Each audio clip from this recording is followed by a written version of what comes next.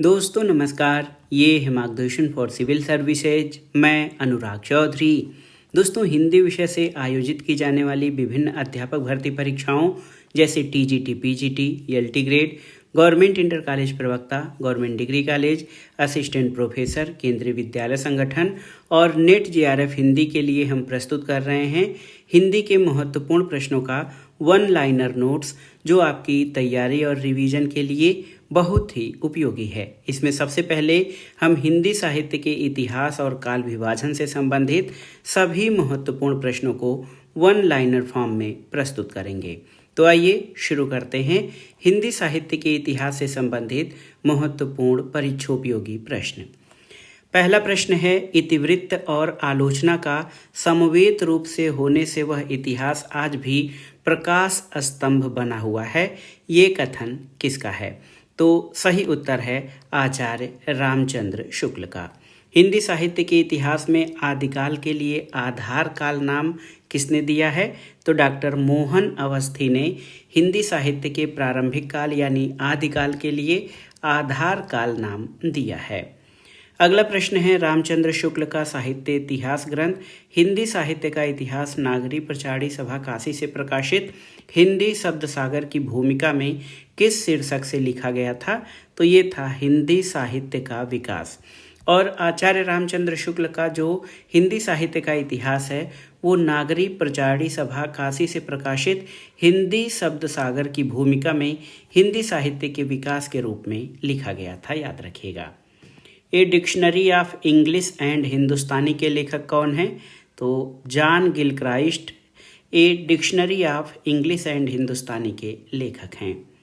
अगला प्रश्न है, मिस्र बंधु द्वारा रचित रचना नहीं है, तो पृथ्वी कल्प की रचना मिस्र बंधुओं द्वारा नहीं की गई है। अगले प्रश्न पर आते हैं, एशियाटिक सोसाइटी ऑफ बंगाल की पत्रिका के विशेषांक के रूप में निकलने वाला हिंदी साहित्य का इतिहास क्या था?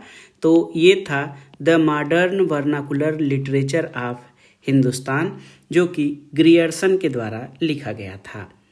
अगला प्रश्न है, हिंदी काव्यधारा के संग्रहकर्ता साहित्यकार का नाम क्या है? तो ये है महापंडित राहुल सांकृत्यायन, जो हिंदी काव्यधारा के संग्रहकर्ता हैं। अगला प्रश्न है, अपने हिंदी साहित्य इतिहास में आदिकाल को संधिकाल तथा चारण काल नाम दो उपशीर्षकों में किसने विभाजित किया है? तो डॉक्टर राम कुमार वर्मा ने हिंदी साहित्य के इतिहास में आदिकाल को संधिकाल तथा चारण काल नाम से विभाजित किया है। अगला प्रश्न है, हिंदी साहित्य का वैज्ञानिक इतिहास के लेखक कौन हैं? तो ये हैं डॉक्टर गणपति चंद्र गुप्त। इन्होंने हिंदी साहित्य का वैज्ञानिक इतिहास लिखा है। हिंदी साहित्य का बृहद इतिहास, इस ग्रंथ का प्रकाशन किसने किया? तो नागरी प्रचारी सभा काशी ने हिंदी साहित्य के बृहद इतिहास का प्रकाशन किया था। अगला प्रश्न है, हिंदी साहित्य जगत में मिश्र बंधु नाम से विख्यात लेखकों में कौन शामिल हैं? तो ये हैं गणेश बिहारी मिश्र, श्याम बिहारी मिश्र और सुखदेव बिहारी मिश्र। इन्होंने मिश्र बंधु के नाम से ख्याति अर्जित की है। अगला प्रश्न है, मिश्र बंधुओं ने रीतिकाल को क्या नाम दिया था? तो याद रखिएगा, मिश्र बंधुओं ने रीतिकाल को अलंकृत काल नाम दिया था। अगला प्रश्न है, हिंदी साहित्य के आदिकाल को सिद्ध सामंत युग का नाम किसने दिया? तो याद रखिएगा, राहुल सांकृत्यायन ने हिंदी साहित्य के आदिकाल को सिद्ध सामंत युग नाम दिया है। एक पुस्तक है हिंदी साहित्य और संवेदना का विकास, ये किसके द्वारा लिखित ग्रंथ है? तो डॉक्टर राम स्वरूप चतुर्वेदी के द्वारा हिंदी साहित्य और संवेदना का विकास लिखा गया है। अगला प्रश्न है, नागरी प्रचारी सभा द्वारा प्रकाशित हिंदी साहित्य का बृहद इतिहास के प्रथम भाग का शीर्षक क्या है? तो ये है हिंदी साहित्य की पीठिका। अगला प्रश्न है कि काल प्रवृत्ति का निर्णय प्राप्त ग्रंथों की संख्या द्वारा नहीं निर्णित हो सकता, बल्कि उस काल की मुख्य प्रेरणादायक वस्तु के आधार पर ही हो सकता है। ये कथन किसका है? तो उत्तर है ये कथन आचार्य हजारी प्रसाद द्विवेदी का है। लगभग 1000 कवियों का जीवन चरित्र उनके कविताओं के उदाहरण सहित किसने प्रस्तुत किया? तो शिव सिंह सरोज ने। अगला प्रश्न है कि कवियों और लेखकों को कालानुक्रम के अनुसार किसने वर्गीकृत किया है? जॉर्ज ग्रियर्सन ने। और इतिहास का इतिवृत्तात्मक लेखन सबसे पहले मिस्र बंधुओं के मिस्र बंधु विनोद में पाया जाता है। ये उक्ति किसकी है? तो ये कथन डॉक्टर राम कुमार वर्मा की है। मिस्र बंधु विनोद के प्रथम 3 भागों का प्रकाशन जो है संवत 1970 यानी सन 1913 में, और चतुर्थ भाग का प्रकाशन कब हुआ था? तो ये संवत 1991 में, सन 1934 में मिस्र बंधु विनोद के चतुर्थ भाग का प्रकाशन हुआ था। अगला प्रश्न है, वह विद्वान जिसने हिंदुस्तानी को सबसे पहले हिंदी कहा? तो गिलक्राइस्ट ने। और हिंदी साहित्य का आलोचनात्मक इतिहास ग्रंथ के लेखक कौन हैं? डॉक्टर राम कुमार वर्मा। अगला प्रश्न है, मैं इस्लाम के महत्व को भूल नहीं रहा, लेकिन जोर देकर कहना चाहता हूँ कि अगर इस्लाम न आया होता तो भी इस साहित्य का 12 आना वैसा ही होता जैसा आज है। हिंदी के भक्ति आंदोलन के संदर्भ में ये कथन किसका है? तो ये आचार्य हजारी प्रसाद द्विवेदी का कथन है। रीतिकाल को सबसे पहले श्रृंगार काल रखने का नाम रखने का सुझाव किसने दिया था? तो रीतिकाल को सबसे पहले श्रृंगार काल नाम रखने का सुझाव आचार्य विश्वनाथ प्रसाद मिश्र ने दिया था। अगला प्रश्न है, गारसा द ताशी जो कि फ्रेंच लेखक थे, उनके इतिहास ग्रंथ इस्तवार द ला लिटरेतुर एंदुई ए हिंदुस्तानी का दूसरा संस्करण कब प्रकाशित हुआ था? तो ये 1871 में प्रकाशित हुआ था। आचार्य रामचंद्र शुक्ल का हिंदी साहित्य का इतिहास पहले किस ग्रंथ की भूमिका के रूप में छपा था? तो नागरी प्रचारी सभा काशी द्वारा प्रकाशित हिंदी शब्द सागर की भूमिका के रूप में रामचंद्र शुक्ल का हिंदी साहित्य का इतिहास सबसे पहले छपा था। अगला प्रश्न है, आचार्य रामचंद्र शुक्ल के अनुसार शिव सिंह सरोज में गिनाए गए ग्रंथ कौन से हैं? तो राम सती और राम सतसई और कड़खा रामायण ये शिव सिंह सरोज में गिनाए गए ग्रंथ हैं।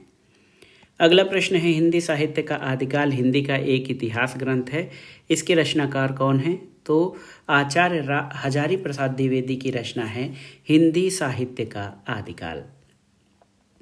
एक पुस्तक है राजस्थानी भाषा और साहित्य, इसके लेखक कौन हैं? मोतीलाल मेनारिया राजस्थानी भाषा और साहित्य के लेखक हैं।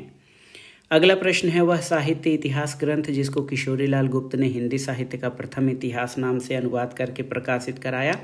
तो ये था the modern vernacular literature of northern Hindustan. अगला प्रश्न है, आचार्य रामचंद्र शुक्ल ने रीतिकाल का समय माना है? तो 1700 से 1900 विक्रम संवत को आचार्य रामचंद्र शुक्ल ने हिंदी साहित्य का समय काल माना है।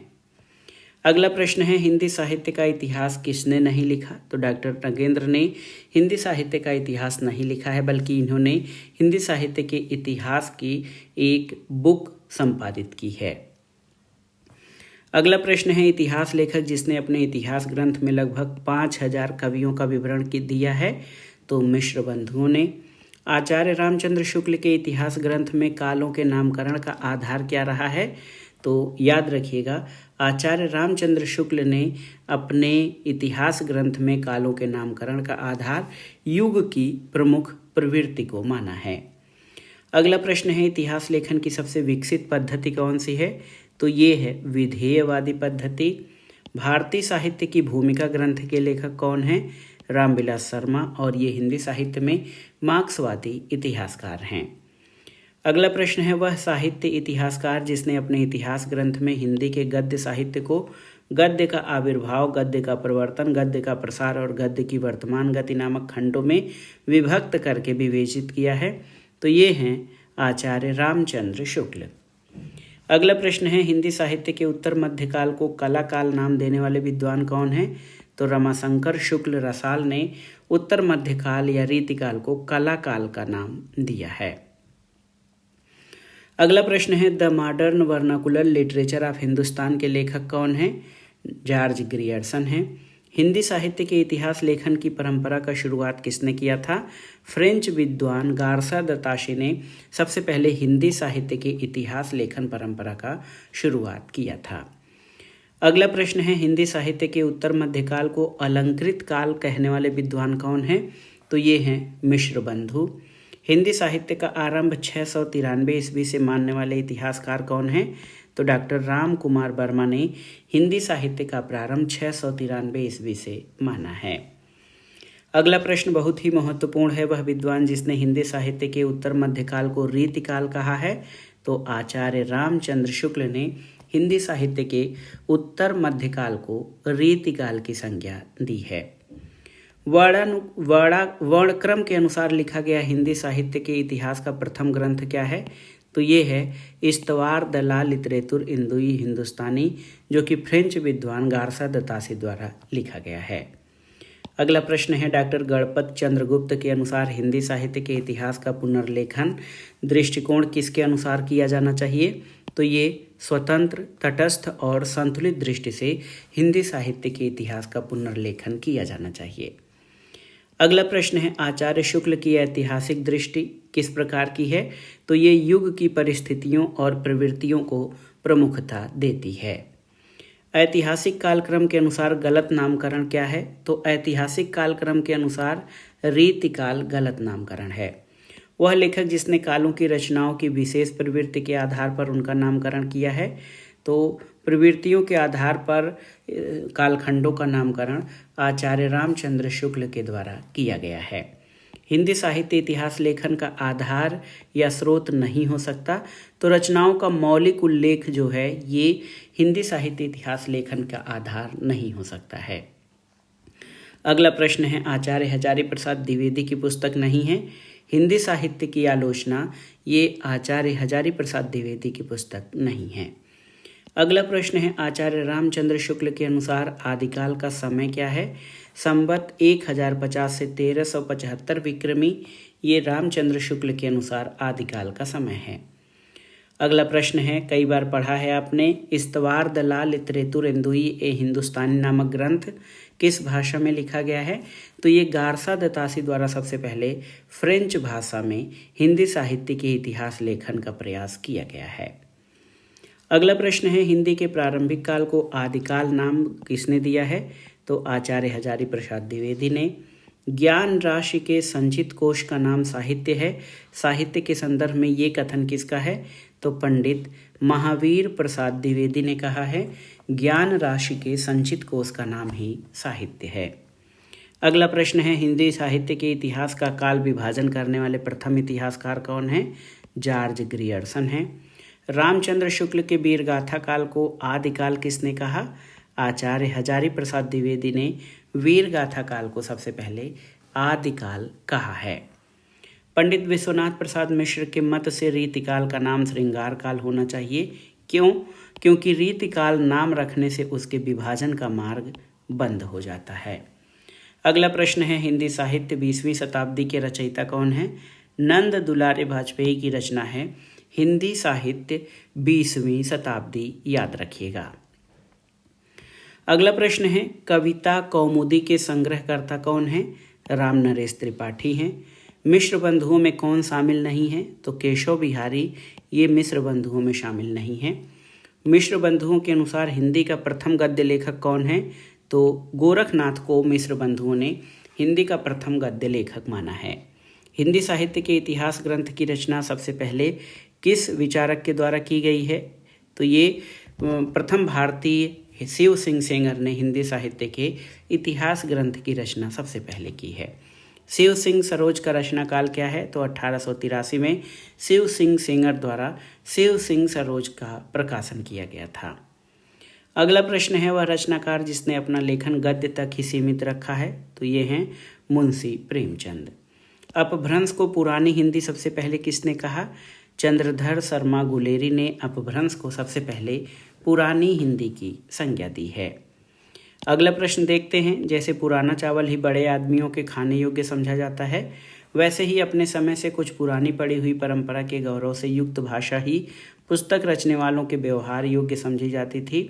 आचार्य रामचंद्र शुक्ल का उपर्युक्त कथन हिंदी साहित्य का इतिहास के आदिकाल के किस प्रकरण में है, तो ये प्रकरण 4 में ये कथन वर्णित है। अगला प्रश्न है, आचार्य रामचंद्र शुक्ल ने वीरगाथा काल की सीमा कितनी मानी है, 1000 ईस्वी से 1350 ईस्वी तक। हिंदी शब्द सागर संपादित ग्रंथ है किसके द्वारा? बाबू श्याम सुंदर दास ने हिंदी शब्द सागर ग्रंथ को संपादित किया है। हिंदी साहित्य की भूमिका और हिंदी साहित्य का आदिकाल, ये पुस्तक आचार्य हजारी प्रसाद द्विवेदी द्वारा लिखी गई हैं। इस्तवार दलाल लिटरेतुर इंदुई हिंदुस्तानी की रचना किसने की है? फ्रेंच विद्वान गारसा द तासी ने। अगला प्रश्न है ग्रियर्सन कृत the modern vernacular literature of northern Hindustan का हिंदी अनुवाद किसने किया? तो डॉक्टर किशोरी लाल गुप्त ने modern vernacular literature of northern Hindustan का हिंदी अनुवाद किया था। अगला प्रश्न है अंग्रेजी भाषा में लिखा गया हिंदी साहित्य का इतिहास, sketch of the Hindi literature के लेखक कौन हैं? तो ये हैं पादरी एडविन ग्रिब्ज। इन्होंने हिंदी साहित्य का इतिहास स्केच ऑफ हिंदी लिटरेचर की रचना की है। अगला प्रश्न है साहित्य जनता की चित्त वृत्ति का संचित प्रतिबिंब है। इस पंक्ति के लेखक आचार्य रामचंद्र शुक्ल हैं। याद रखिएगा, साहित्य जनता की चित्त वृत्ति का संचित प्रतिबिंब है, ये कथन आचार्य रामचंद्र शुक्ल का है। अगला प्रश्न है हिंदी साहित्य के इतिहास को व्यवस्थित रूप देने का श्रेय किसको है? आचार्य रामचंद्र शुक्ल को। वह आचार्य जिसने भक्ति काल का नाम पूर्व मध्यकाल दिया है। आचार्य हजारी प्रसाद द्विवेदी ने भक्ति काल को पूर्व मध्यकाल कहा है। अगला प्रश्न है मिस्र बंधुओं ने परिवर्तन काल की समय सीमा निर्धारित की है कितना? तो याद रखिएगा, संवत 1890 विक्रमी से 1925 विक्रम संवत तक मिस्र बंधुओं ने परिवर्तन काल की समय सीमा निर्धारित की है। अगला प्रश्न है हिंदी कोविद रत्नमाला के लेखक कौन है? बाबू श्याम सुंदर दास। हिंदी शब्दानुशासन के लेखक कौन है? किशोरी दास वाजपेयी। हिंदी का प्रथम व्याकरण लिखने वाले विद्वान कौन हैं? तो जेशुआ केटलर। याद रखिएगा, हिंदी साहित्य का इतिहास और हिंदी साहित्य का पहला व्याकरण विदेशियों के द्वारा लिखा गया है। ये बहुत ही आश्चर्य का विषय है। ए हिस्ट्री ऑफ हिंदी लिटरेचर के लेखक कौन हैं? फ्रैंक ई के ए हिस्ट्री ऑफ हिंदी लिटरेचर के लेखक हैं। आचार्य रामचंद्र शुक्ल ने द्वितीय उत्थान का समय कब से कब तक तय किया है? 1893 से 1918 तक। यद्यपि मैं खुद उर्दू का बड़ा पक्षपाती हूँ, लेकिन मेरे विचार में हिंदी को भी भाषा या बोली कहना उचित नहीं है। ये कथन किसका है? तो ये गारसा द ताशी का कथन है। अगला प्रश्न है आचार्य रामचंद्र शुक्ल ने प्रथम उत्थान का समय तो 1868 से 1893 माना है। पुरानी हिंदी ग्रंथ के लेखक कौन हैं? चंद्रधर शर्मा गुलेरी पुरानी हिंदी ग्रंथ के लेखक हैं। दो पुस्तकें हैं, हिंदी साहित्य का दूसरा इतिहास, ये ग्रंथ किसके द्वारा लिखा गया है? डॉक्टर बच्चन सिंह के द्वारा। और हिंदी साहित्य का आधा इतिहास डॉक्टर सुमन राजे के द्वारा लिखा गया है और ये महिलावादी चिंतन पर आधारित है। अगला प्रश्न है आचार्य रामचंद्र शुक्ल ने हिंदी साहित्य के आधुनिक काल को किस नाम से पुकारा है? गद्य काल के नाम से अभिहित किया है आचार्य रामचंद्र शुक्ल ने हिंदी के आधुनिक काल को। अगला प्रश्न है मिस्र बंधुओं द्वारा रचित हिंदी साहित्य का इतिहास मिस्र बंधु विनोद का चौथा भाग कब प्रकाशित हुआ था? तो 1934 में। कालक्रम के अनुसार लिखा गया हिंदी साहित्य का प्रथम इतिहास ग्रंथ कौन सा है? तो ये है इस्तवार दलाल लिटरेतुर इंदुई हिंदुस्तानी। अधिकांश साहित्य इतिहासकारों के अनुसार हिंदी के प्रथम कवि कौन हैं? तो ये हैं सरहपात। हिंदी साहित्य के संदर्भ में गारसा द तासी का उल्लेख किया जाता है, किस रूप में? तो गारसा द तासी का उल्लेख साहित्य इतिहासकार के रूप में किया जाता है। हिंदी साहित्य के इतिहास लेखन की परंपरा का शुरुआत किसने किया?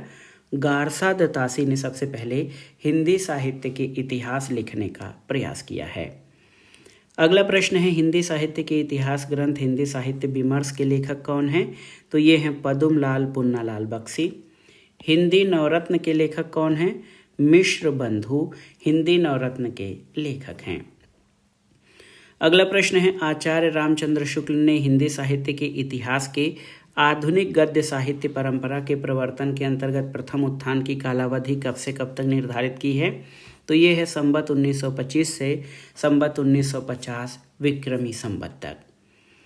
एक और प्रश्न है साहित्य का इतिहास दर्शन ग्रंथ किसके द्वारा लिखित है? नलिन विलोचन शर्मा ने साहित्य का इतिहास दर्शन ग्रंथ लिखा है। रीतिकाल का समय क्या था? तो 1700 से 1900 विक्रम संवत तक रीतिकाल का समय माना जाता है। हिंदी साहित्य के प्रारंभिक काल को वीर गाथा काल किसने नाम दिया? तो आचार्य रामचंद्र शुक्ल ने। आदिकाल को प्रारंभिक काल नाम किसने दिया? मिश्र बंधुओं ने आदिकाल को प्रारंभिक काल की संज्ञा दी है। आदिकाल को बीज वपन काल नाम किसने दिया? आचार्य महावीर प्रसाद द्विवेदी ने। और हिंदी में हिंदी साहित्य का इतिहास सबसे पहले किसने लिखा है? शिव सिंह सेंगर ने शिव सिंह सरोज नामक ग्रंथ ये हिंदी में हिंदी साहित्य का इतिहास सबसे पहले लिखा है। हिंदी साहित्य के इतिहास लेखकों का सही कालानुक्रम क्या है? तो मिश्र बंधु, रामचंद्र शुक्ल, डॉक्टर राम कुमार वर्मा और हजारी प्रसाद द्विवेदी। अगला प्रश्न है पुरानी हिंदी नामकरण किसने किया? चंद्रधर शर्मा गुलेरी ने पुरानी हिंदी अपभ्रंश को कहा है। आचार्य शुक्ल के अनुसार हिंदी साहित्य का आविर्भाव माना जा सकता है प्राकृत की अंतिम अपभ्रंश अवस्था से हिंदी साहित्य का आविर्भाव माना जा सकता है आचार्य रामचंद्र शुक्ल के अनुसार। अगला प्रश्न है साहित्य जनसमूह के हृदय का विकास है, ये परिभाषा किसकी है? बालकृष्ण भट्ट की। भाषा काव्य संग्रह कृति किसके द्वारा लिखी गई है? महेश दत्त शुक्ल ने भाषा काव्य संग्रह ग्रंथ की रचना की है। हिंदी साहित्य का अतीत के लेखक कौन हैं? तो आचार्य विश्वनाथ प्रसाद मिश्र हिंदी साहित्य के अतीत के लेखक हैं। अगला प्रश्न है वह लेखक जिसके इतिहास ग्रंथ में सबसे पहले हिंदी साहित्य का काल विभाजन मिलता है? तो जॉर्ज ग्रियर्सन के इतिहास ग्रंथ the modern vernacular literature of northern Hindustan में सबसे पहले काल विभाजन के आधार पर इतिहास लिखने का प्रयास किया गया है। अगला प्रश्न है वह रचना जिसे मूलतः हिंदी शब्द सागर की भूमिका के रूप में लिखा गया किंतु बाद में उसे स्वतंत्र ग्रंथ भी बना दिया गया, तो ये था आचार्य रामचंद्र शुक्ल का हिंदी साहित्य का इतिहास। और अगला प्रश्न है हिंदी साहित्य के प्रथम काल को वीर काल किसने नाम दिया है? विश्वनाथ प्रसाद मिश्र ने। आचार्य रामचंद्र शुक्ल द्वारा रचित हिंदी साहित्य का इतिहास किस वर्ष प्रकाशित हुआ? 1929 ईस्वी में। अगला प्रश्न है हिंदी में खड़ी बोली के प्रथम प्रारंभकर्ता अमीर खुसरो का पूरा नाम क्या था? अबुल हसन मोइनुद्दीन अमीर खुसरो, ये अमीर खुसरो का पूरा नाम था। अगला प्रश्न है हिंदी भाषा का उद्गम और विकास के लेखक कौन हैं? डॉक्टर उदय नारायण तिवारी ने हिंदी भाषा का उद्गम और विकास ग्रंथ लिखा है। हिंदी साहित्य के इतिहास लेखन में काल विभाजन और नामकरण का प्रथम प्रयास करने वाले विद्वान कौन हैं? डॉक्टर जॉर्ज ग्रियर्सन हैं। हिंदी नवरत्न का रचनाकाल 1910 है जिसके लेखक मिश्र बंधु हैं।